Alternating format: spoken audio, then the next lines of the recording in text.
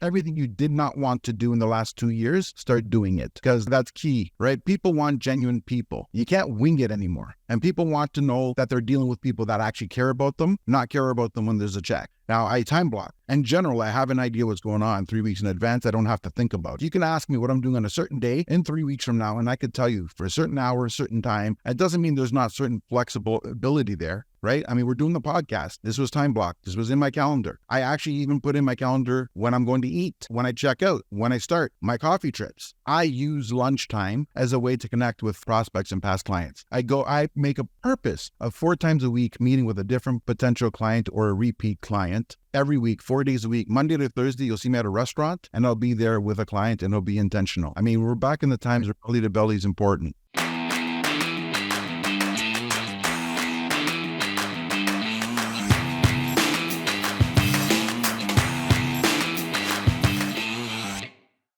You're listening to the number one podcast. I hate you. I hate you so much. Yeah, here we go. For real this time. Yeah, get yourself in Zen mode. Go listen to some Dr. Joe Dispenza. Here, are you ready? Yeah. You're listening to the number one real estate podcast in the world, where we talk with real estate professionals all across North America about their wins, losses, lessons, and stories help you win in your local market today. My name is Cody from Sheridan Street. I'm joined with Vikram Deal of the Real Estate Sales Academy. Vikram Deal, what are you doing? What are you doing in Medellin these days? Bro, this is what I love. So we hired a new setter, and I needed a script for him, right? But I also needed to have a proof of concept for him. I know I can get on the phone and I can have a conversation and I can talk to people and I can listen to them and I can read the room and I can figure it out. And I know how to use human psychology and ask questions and blah, blah, blah. From our last podcast to now, I made 7 calls, 3 conversations, 3 appointments booked. It's so crazy to me. And this script, right? Like I asked you about it last week. This script, probably 20 hours of work into it, right? 15, 20 hours of work, because we have to use it, trial, error, come back. Okay, we're getting this objection. What are we saying at the top of the funnel or the top of the script that's causing this? Okay, we got this one now. What are we saying that's now? We fixed one, but we triggered something else. Like, right? You got to do the trial and error. Totally. And it's funny that like people get into this industry and we've talked about it with Sharon and Tamir and so many of our other guests, but the industry wasn't built for success. It was built for memberships. Yeah. Right. It was built for people to go through the schools, people to go through the MLSs, keep your membership active, every 2 years, do the freaking $100 course, pay the $100 for the renewal fee or $400 now, whatever it is, all this bullshit. But at the end of the day, like if you were to spend a full week, even if you had a shitty script and you learned how to use it and you learned to understand it and you practiced it and you came back and you listened to your calls and you had a coach, like I have a sales coach, it'd be stupid not to. And I send my calls to him and I'm like, yo, bro, let's, he's like, well, you can do this in the group. I'm like, I don't want to do it in front of 100 people. He's like, Vic, you're good. I'm like, I'm already sweating, right? We all go through the same thing when we're learning a new skill. We all sweat in front of our peers and our coaches, but because I have that accountability, this script has already booked 7 appointments. And from the 7 appointments, one guy had a stroke. So we're rescheduling. The other one showed.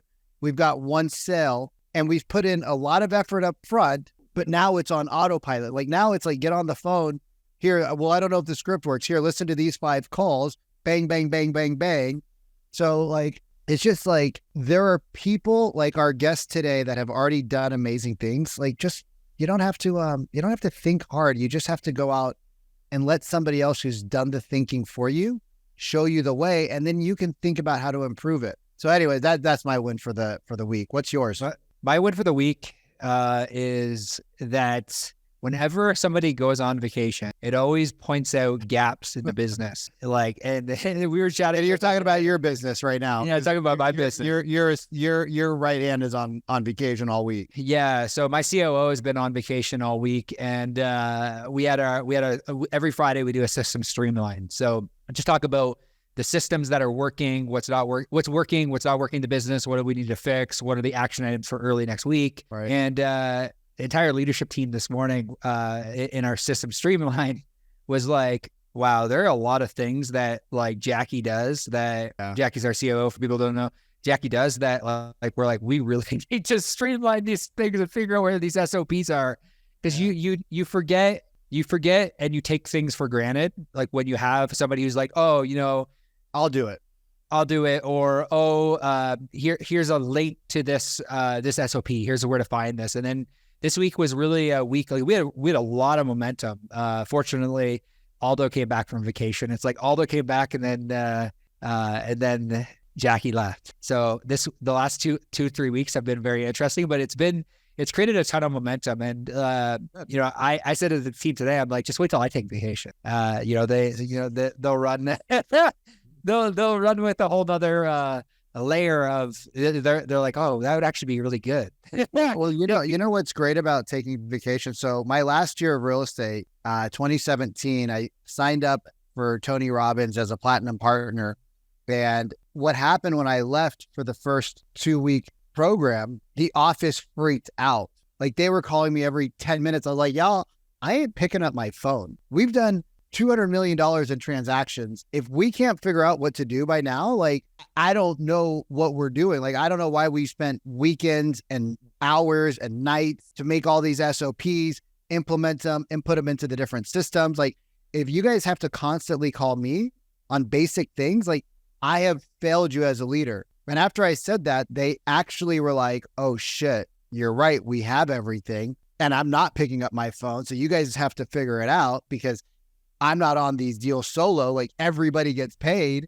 So everybody's in it to win it because there's a bonus for everybody in the office. So everybody's tied into the deal finishing. And guess what, bro? I didn't get no calls and they figured it out. We had our best year ever. And 6 months out of the year, I was gone. It's when you have the right people in the right seats and the right process. The right process, it makes all the difference. Want to interview? We have a very special person in the guest seat today who is going to chat with us a little bit, hailing from the great town of Burlington, Ontario. Burlington, Ontario. We have John Papaloni here with us today. John, why don't you give us a 30-second cold notes version of who the heck you are, bro? How long you been in real estate? Cold notes is yeah. Cliff notes. Right. Here we go. I had to do that. Okay, yeah, I'm basically, like you said, I'm a realtor from Burlington, Ontario, just west of Toronto.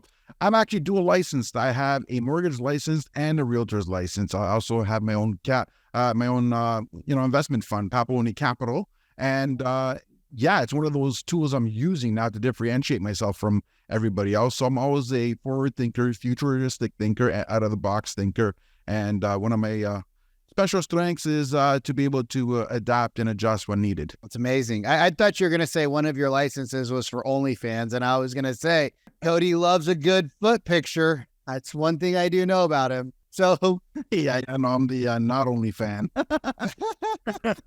We were having some fun in the green room. So John, you run a pretty successful organization over there, from what it sounds like, right? Absolutely. I really just want to dive in, if you're okay with that.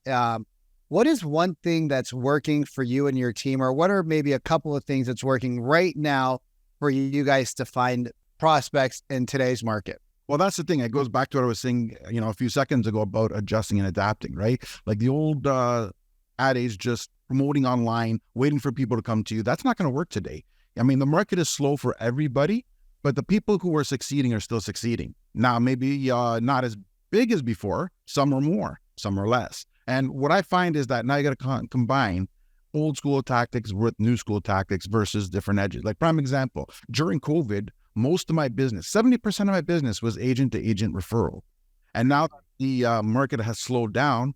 A lot of agents are getting desperate. And as they get desperate, they're starting to do things they would have never done before, like travel the extra distance. That 100-kilometer drive that wasn't worth it before may not now be worth it. So we got to look at different avenues. How in the world are you going to compensate for that lost business? And it goes back to starting off with back to the basics, which is keeping in touch with your past database, as well as meeting new people, creating events where you can have old people, like people who have used you before, people who thought about using you, and you have different events, you put the events together, and it's got to be educational as well as celebratory, because, you want to appreciate everybody that's giving you business. So the CRM has never been more important than it has today. Mm-hmm. And on top of that, you have to be able to offer different services. Like I didn't have a mortgage license 3 months ago, but I do today. So now I'm trying to create that concierge service where you can come to me for everything. Need a mortgage? I can help. Need a house? I can help. Need to sell your old property? I can help. Looking for some investments? I can help. Need a plumber? I know who to go to. Need an electrician? I know exactly who to call. I think you get the picture of what I'm saying. So you are doing a couple of things that I just want to bring awareness to. One is you have become the hub for your clients. Like if you need anything real estate related, or maybe even not real estate related, I might know somebody. Yeah. Call me first. Like I might have a resource. Call me first. So you're making you are like inserting yourself smack in the middle of the sandwich of, hey, they have a problem. They need a solution.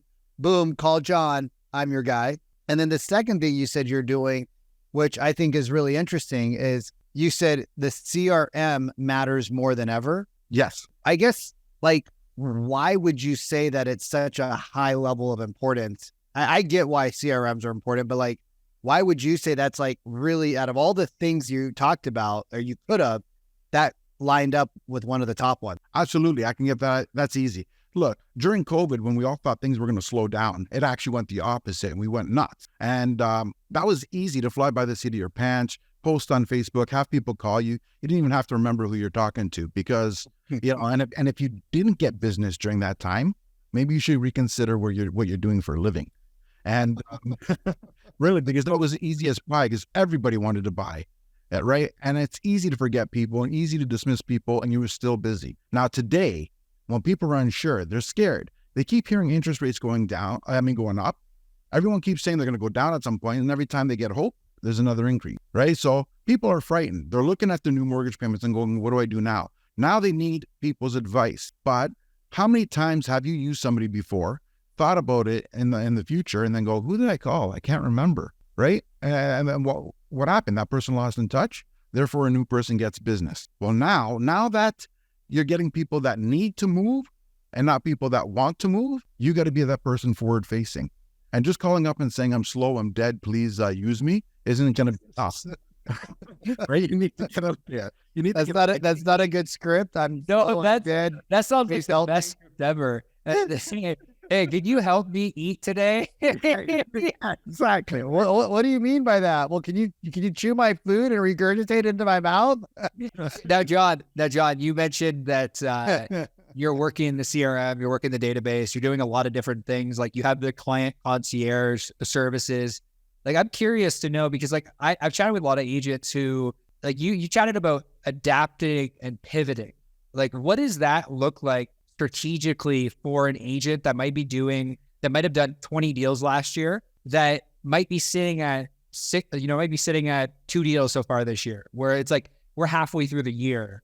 And I like the reason I'm asking you is because I've had this conversation with a ton of agents where it's like, yeah, I did 15, 20 deals last year. 2022 back half the year still wasn't great. They were still riding the gravy train of the pandemic. What do people do? Like what does pivoting and adapting look like to you from a practical standpoint, strategically? Like, what are you teaching your team? What are you telling them to do? What does a daily routine look like? What do they need to do in order to be successful? Well, here, this comes down to, the short version, and I'll get into the long version. Short version is everything you did not want to do in the last 2 years, start doing it, because that's key. That's important, right? People want genuine people.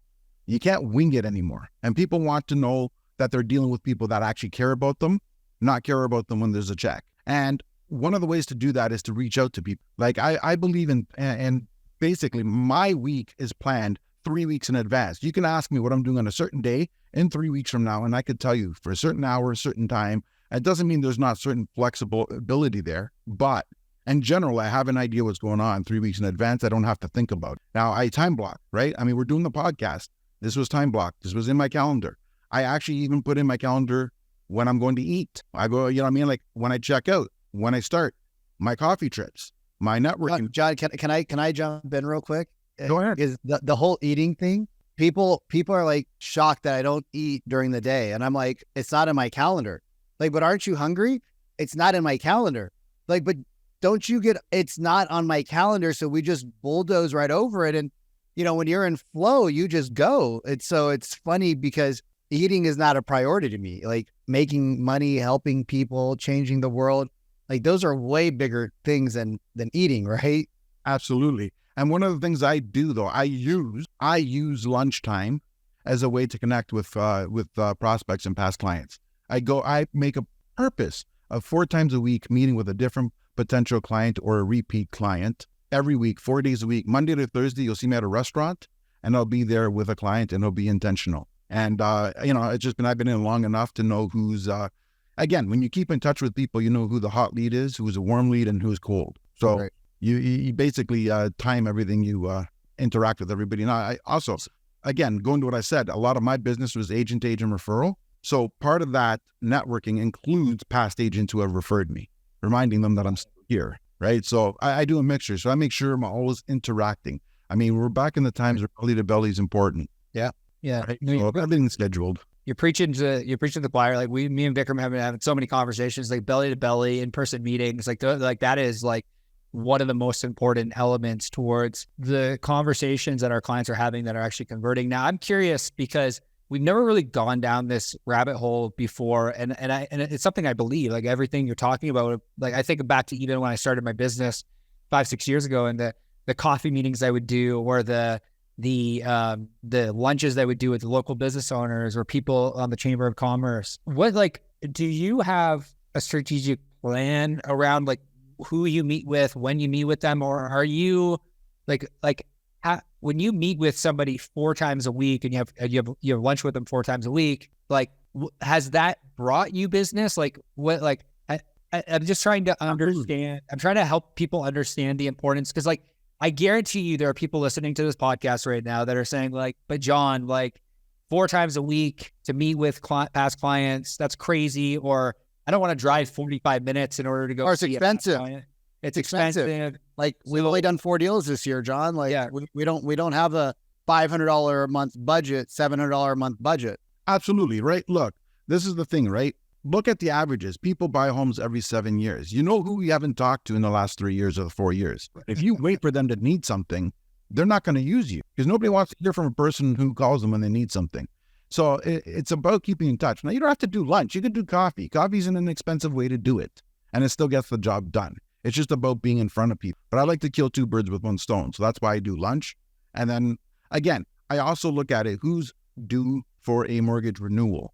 And whoever's due for a mortgage renewal, the topic of selling may come up, right? And then that's one of those opportunities, because that mortgage is coming up, interest rates are up. And if they're thinking of selling, I want to be right in front of them. And that's the mortgage renewals to obviously come first for lunch. Besides, you know what I mean? So that's a key thing. Like you have to know your data and who you have dealt with. Somebody who you got into a home 6 months ago, chances are they're not looking for another home in 6 months. Right.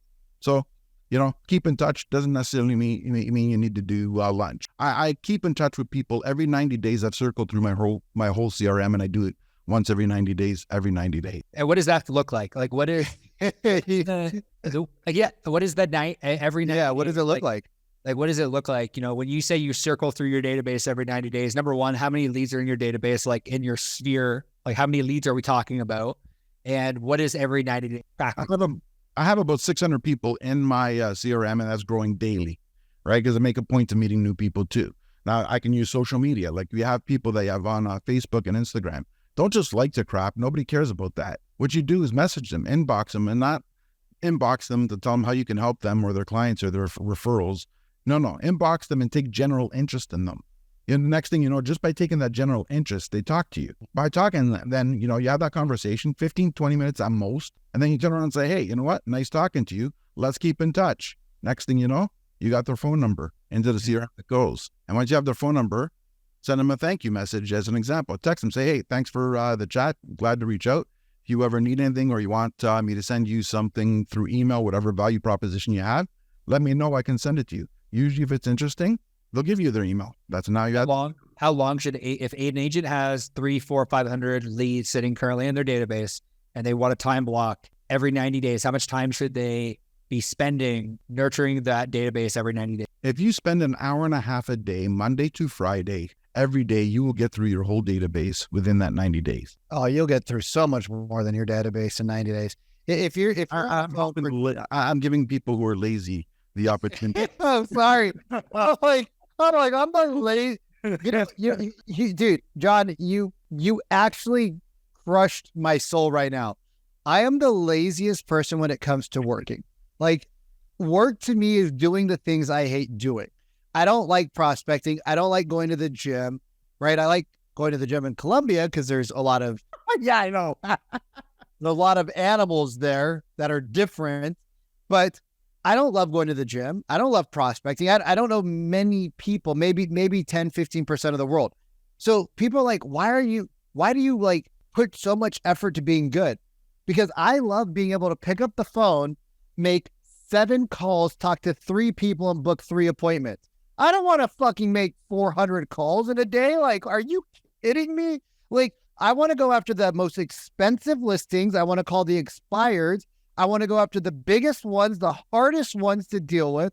I want to go windows, and I want to get into neighborhoods that are going to pay me to be lazy. Like, everybody does this shit the hard way. Like, well, I don't need skills. I'm just going to wait for more leads, and the market's going to turn around, and then like my business. That shit doesn't happen. Get real good, and then you don't have to work so hard. And we're not supposed to cuss, are we, Cody? We're bleeping these out, but like, it's so much easier to spend 50 hours in learning the skill.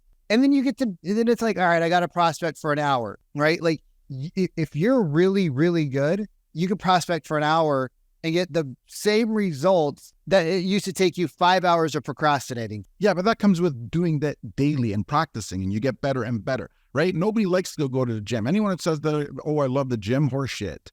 You love the way it makes you feel when you're done, right? When you prospect, you don't love prospecting. I hate the friggin' phone. Even if it's somebody I want to talk to, I don't want to pick up the phone. But you know what? You know why I do it? Because when I get that person who says, hey, I've been thinking of selling, let's meet up. Now I got a sale. Now the fact that I can pay my bills because I did that, or I can invest in something because that's the paying the bills. I love that feeling. You know what I mean? And that's why you do it. Nobody likes the feeling of saying, hey, I'm short this month. Crap, I need my line of credit. Well, guess what? Don't make those phone calls, and that'll be the regular conversation you have with yourself, right? So that's what it comes down to. You could choose to succeed or you can choose to fail. The choice is yours. There's only one way to get business, and that business is to reach out to people. Belly to belly, like we said earlier. If you don't want to do it, then hey, you know what?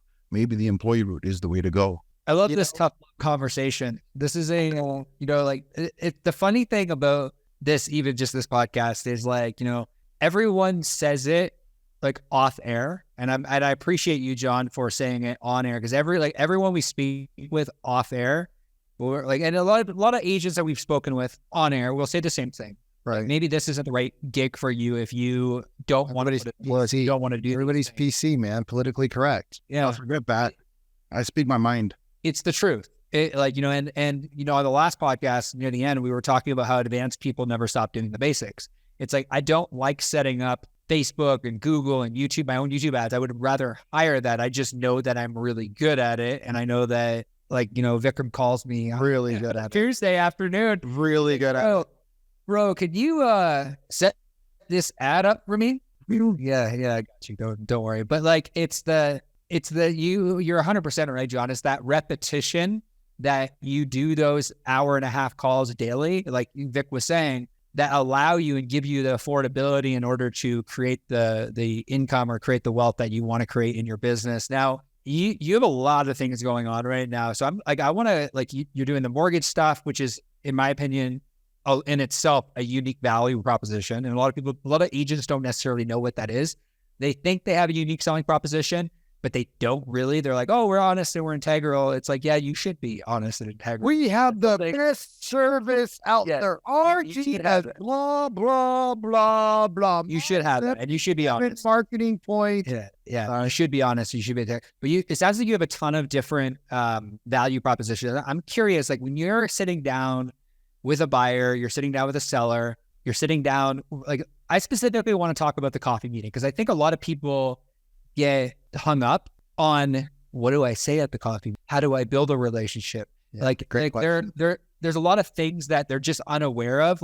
When you sit down with somebody for lunch, whether it be a past client or a new potential person, how does that conversation go? Obviously getting business is a priority, but is that the only reason you're doing it? I really want you to break apart kind of your your ethos. Right. The purpose of me meeting for coffee or lunch or dinner or whatever, like the main purpose out there is to catch up with people. It's like, it's easy to say, how are you? But do you really mean that? When you meet up with them, you're meeting up with them and you're not just calling them up. Hey, how you doing? Oh, I'm good. How are you? Oh, great. Oh, yeah. I'm not looking to sell now. I'll talk to you later. Well, that seems so friggin' fake. But now when you call up and say, whoa. I'm not calling you to sell your home. You're not? No, I just want to know how you do. I want to know if you want to meet up, grab a coffee. It ends up being sure. You get there, they talk, hey, what's going on? Then they tell you their life story, what's been happening. And you start to hear the pain points they have as well. Now, believe it or not, we're in a position where people love us and hate us at the same time, right? Like everyone loves our opinion and loves our advice, but they hate paying us. That's just the way it is, right? We're like worse than lawyers. Yeah. But again, it doesn't have to be that way. When you show them that you're interested in them and you're actually taking interest in their life, they'll tell you what they're thinking. It's up to you to realize where the opportunity is. And you do that by listening to them. Don't take the whole time to talk about yourself. Don't take the time to talk about you. In fact, talk very little about yourself. Let them talk, let them ask the questions, and then you can get right into what they want to hear. And then they're going to tell you their ideas. When their ideas come up, that's when you can provide solutions. And John, not to cut you off, you said something really intelligent, which is why you are as successful as you are. When you guys are talking to your prospects and you ask a question, I know the knee-jerk response is to say, oh my God, I like Hawaii too. Of course you like Hawaii. Who doesn't like Hawaii? Don't talk about yourself, because the minute, if John and I are talking and John's like, oh yeah, I just got back from a vacation. Oh, where'd you go?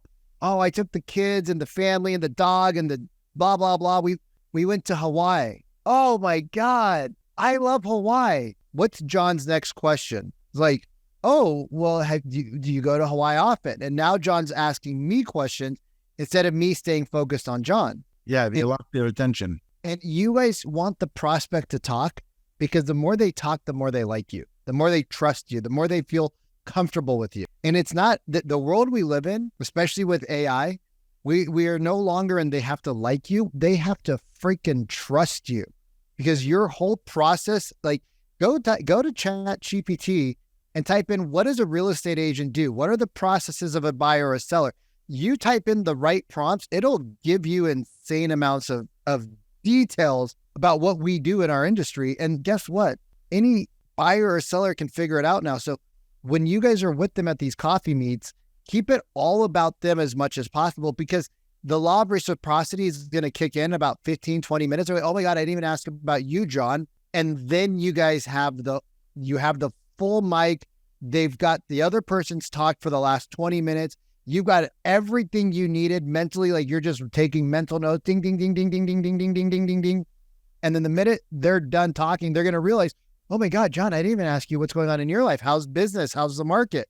And they're going to start asking questions that will help you naturally fit in where you need to fit in. Exactly. Now, I'm going to contradict some of the things you said. Ooh, I love it. And here's what I mean. You need scripts because you didn't build rapport with someone. When you build rapport with someone and they know you and they got to like you and trust you, you don't need a script anymore.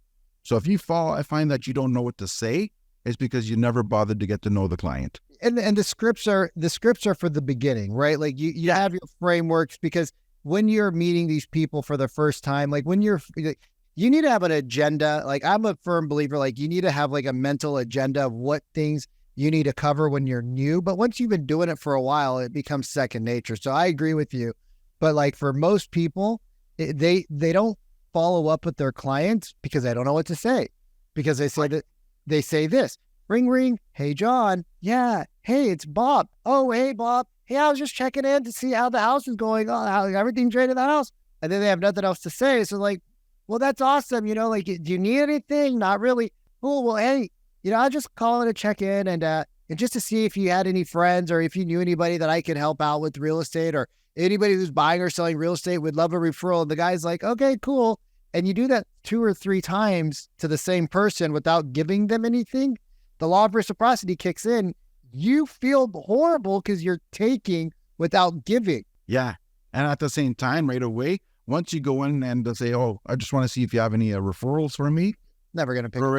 You've already lost them, because at that point in time, you showed your true colors, and it's not about them anymore. Yeah. Right. Something I've noticed, because obviously we're connected on Facebook. Something I've noticed, and I'm curious if this is something you do consistently with your database. You're following up, you're doing lunch, you're meeting with them, you're connecting with them every 90 days. I know you have your own content you produce. Like, how are you leveraging the content that you're currently producing, or the artifacts that you create in order to get those in front of your, like, do you ever use tools that you've created or podcasts you've created as an entry point for getting in front of your past clients? Well, all the time. Like, I create my podcast, and then what I do is a lot of my content is a form of my podcast. Like, I'll do the podcast, take the podcast, splice it up into 4 to 8 pieces of content from each podcast, and then I'll sporadically post it. So don't always necessarily know that it came from a podcast. It might look like I created it that day when I actually